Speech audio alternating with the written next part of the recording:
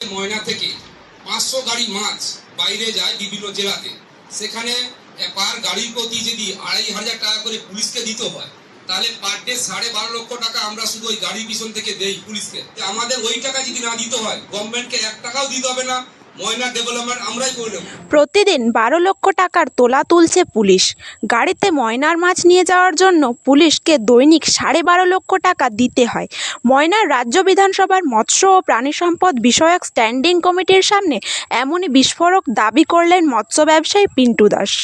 আধিকারিকরাও জানে বা প্রশাসনও জানে যে ময়না থেকে মাছ আমরা যেখান থেকে যে মাছ যায় বিভিন্ন জেলাতে যায় বা রাজ্যের বাইরে যায়, সেখানে মাছের গাড়িতে একটা পুলিশি হ্যারাসমেন্ট সমস্যা ওরা ভুগে সবসময়, যেটা কমপ্লেন আমাদের কাছে এসে, এবং সেটা নিয়ে আমরা বিভিন্ন জায়গায় আবেদনও করেছি বা ডেপুটেশনও দিয়েছি যে প্রতি মাছ গাড়িতে প্রায় খরচ পড়ে যায় 2500 টাকা, বিভিন্ন থানা ক্রস করে তো যেতে হয়। সেটাই আমি স্ট্যান্ডিং কমিটির কাছে তুলে ধরেছি, যাতে এর একটা সলভেশন পাওয়া যায়। মহিলার এমএলএ হোক বা এমপি হোক যারা আছে, এরাও এটাকে কোনো রকম কর্ণপাত বা কোনো রকম স্টেপ নিচ্ছে না। এটা